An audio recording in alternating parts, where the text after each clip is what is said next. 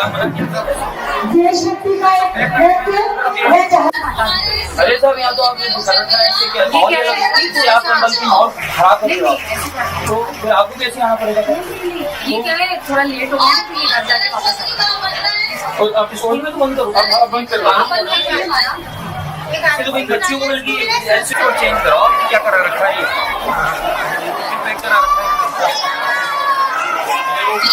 लोग देख सकते हैं। हम यहाँ जयपुर में सुभाष चौक पे आए हुए हैं। यहाँ पर लड़कियां इकट्ठी हैं, मुसलमान लड़कियों को जो बाबा मुकुंद आचार्य है, जो अभी हाल ही में एमएलए बना है, जो कि खुद एक भगवा रंग का कपड़ा पहन के घूमता है, विधानसभा में अपनी भगवा ड्रेस लेके जाता है, पहन के जाता है। वो मुसलमान बच्चों के स्कूल आया और उसने बच्चियों से कहा कि जय श्री राम के नारे लगाओ, और उसका कहना है कि बच्चियां हिजाब नहीं पहनेंगी। तो ये लोग आखिर चाहते क्या है? ये लोग, इनकी मन मर्जी कब तक चलेगी? ये लोग खुद है ना भगवा पहन के पार्लियामेंट में जा रहे हैं, भगवा पहन के ये लोग विधानसभा में जा रहे हैं, और मुसलमानों के साथ आखिर ऐसा भेदभाव क्यों कर रहे हैं? है गुल के लिए रंगत, रंगत के लिए पर्दा, सीरत के लिए सूरत और सूरत के लिए पर्दा। क्या खूब बनाया है सत्तारे हकीकी ने, पर्दे के लिए औरत, औरत के लिए पर्दा। दोस्तों, कहते हैं कि औरत की खूबसूरती हया में है और उसका तहफ्फुज हिजाब में है। औरत की बदसूरती यह है कि उसकी खूबसूरती को कोई और देखे, यानी औरत की कुल कायनात उसकी हया और पाकीज़गी है। उस औरत से खूबसूरत कोई औरत नहीं जो अल्लाह के लिए पर्दा करती है। इसलिए अपने हिजाब पर नाज करो लड़कियों। किताबें तो बहुत है, लेकिन गिलाफ सिर्फ कुरान पाक पर होता है। किसी ने बड़ी अच्छी बात कही है कि जब मैंने काबा और कुरान पाक को गिलाफ में लिपटा हुआ देखा, तब मुझे समझ आया कि पर्दे की फजीलत क्या है। लेकिन दोस्तों, अफसोस के साथ यह कहना पड़ता है कि पिछले कुछ सालों से हिंदुस्तान की पूरी सियासत धर्म और मजहब के इर्द गिर्द ही घूम रही है। सियासी लोगों से लेकर धार्मिक उन्मादियों तक सब मंदिर और मस्जिद के ही चक्कर लगा रहे हैं, और मुसलमान तो उनके लिए गीला चारा है।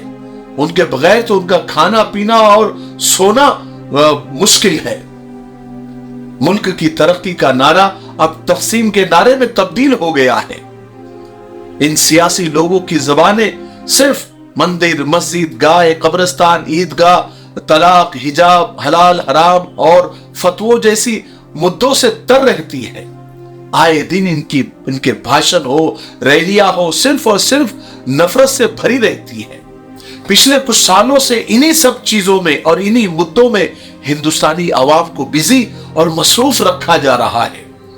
असल मुद्दों से भटकाने की और बुनियादी मुद्दों से भटकाने की भरपूर कोशिश की जा रही है, और वो उसमें कामयाब भी है। अभी कुछ महीनों पहले की ही बात है कि कर्नाटक में हिजाब को लेकर इतना बड़ा हंगामा हुआ था।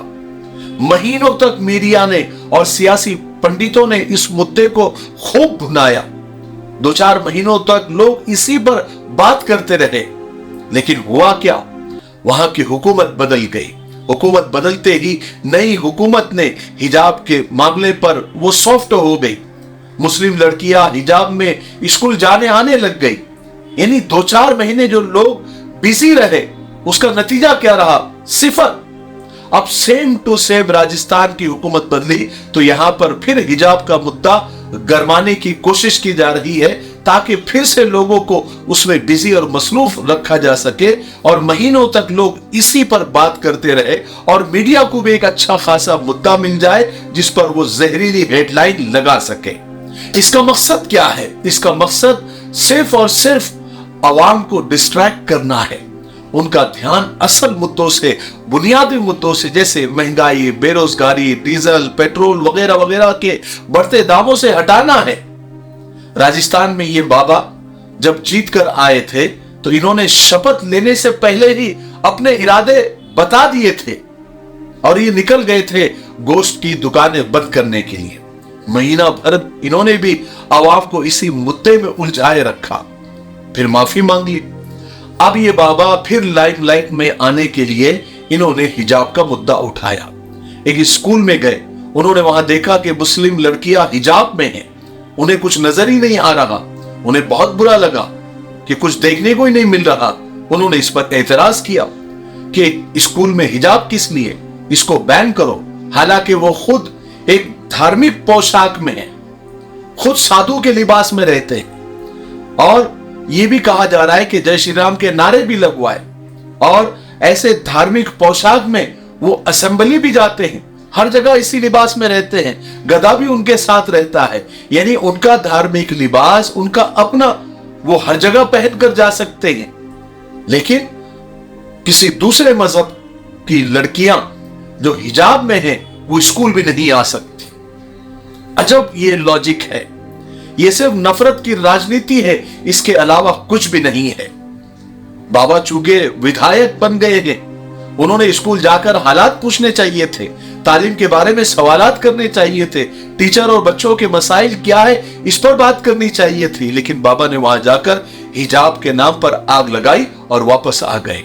ये हमारा मिफ्ताही तलबीना है, ये नबवी नुस्खा है। आप सल्लल्लाहु अलैहि वसल्लम ने फरमाया ये पेट की बीमारियों के लिए बहुत मुफीद है, और ये सुन्नत भी है, ग़िज़ा भी है, शिफा भी है, दवा भी है। इसे बनाने का भी बहुत आसान तरीका है। एक गिलास दूध में 2 चम्मच तनबीना डालकर इसे उबाल ले, खीर की तरह बन जाएगा, और फिर इसमें शहद या शक्कर डालकर आप भी पिए, बच्चों को भी पिलाए। घर में हर एक उम्र के लिए ये मुफीद है। स्क्रीन पर आ रहे नंबर पर आप कॉल करें, आप दुनिया में कहीं भी हो ये आप तक पहुंचा दिया जाएगा।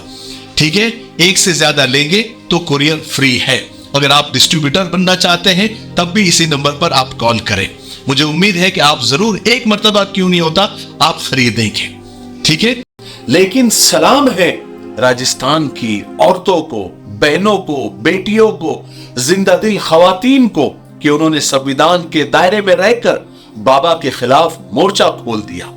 उन्होंने एक जगह जमा होकर आंदोलन किया, प्रोटेस्ट किया, और इन नारों से पूरा राजस्थान गूंजने लगा कि हिजाब हमारी पहचान है, हिजाब हमारी जान है, हिजाब हमारी इज्जत है, हिजाब हमारा एजाज है, हिजाब हमारे रब का फरमान है। बाबा माफी मांगेगा, बार बार इन नारों को लगाया गया।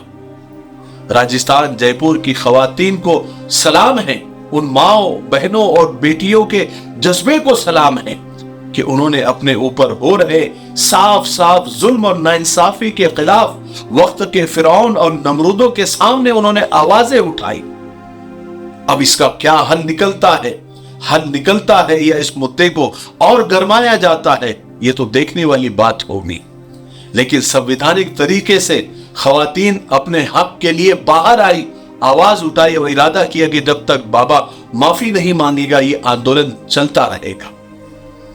मुझे बहुत अच्छा लगा कि जो संविधान ने हक दिए हैं हमें प्रोटेस्ट करने के, अपनी आवाज उठाने के, वो वहां की खवातीन ने किया।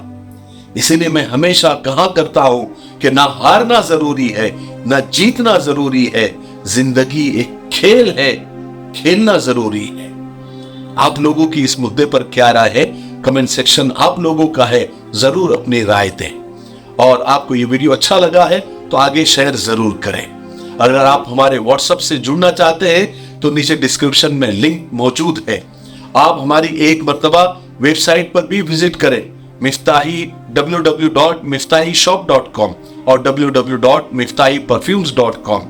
नीचे डिस्क्रिप्शन में दोनों वेबसाइट के हमारे लिंक मौजूद है, और व्हाट्सएप का भी लिंक मौजूद है, वो भी ज्वाइन कर ले ताकि हमारी छोटी मोटी एक्टिविटी आप तक पहुंचती रहे।